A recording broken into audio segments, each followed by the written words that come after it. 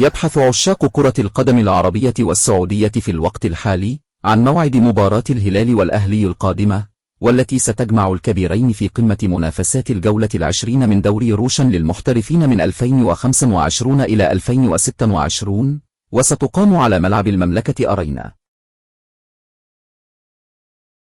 تحمل المباراة القادمة أهمية كبيرة للغاية للفريقين، حيث يسعى الهلال للعودة لنغمة الانتصارات للحفاظ على المركز الأول في جدول ترتيب الدوري، بينما يريد الأهلي اقتناص ال3 نقاط كاملة لأجل اعتلاء صدارة المسابقة والفوز باللقب بعد غياب سنوات.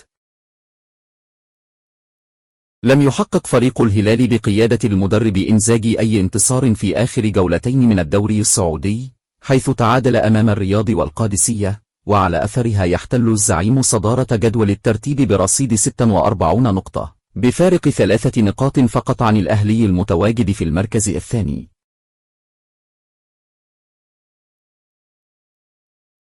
يخوض فريق الأهلي مباراة الهلال القادمة بمعنويات مرتفعة للغاية، بعد سلسلة انتصاراته المتتالية في الدوري ونتائجه المميزة خلال الفترة الأخيرة، حيث حقق الفوز في آخر 8 مباريات، وعلى أثرها يقع في المركز الثاني بالمسابقة برصيد 43 نقطة.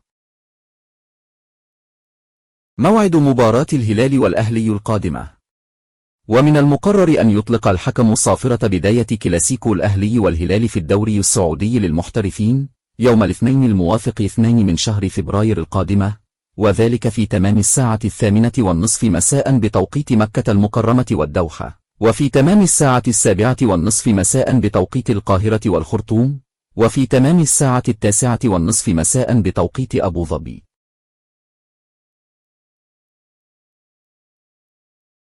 القنوات الناقلة لمباراة الهلال والأهلي في الدوري.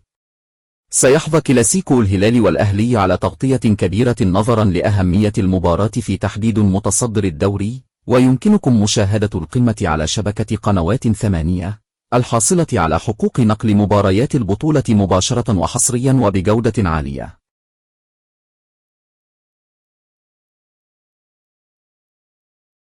تشكيلة الهلال المتوقعة ضد الأهلي: حارس المرمى ياسين بونو. الدفاع: حسان تنبكتي، يوسف كوليبالي. الوسط: هرنانديز، سافيتش، روبن نيفيس، متعب الحربي. الهجوم: سالم الدوسري، ماركوس ليوناردو، مالكوم.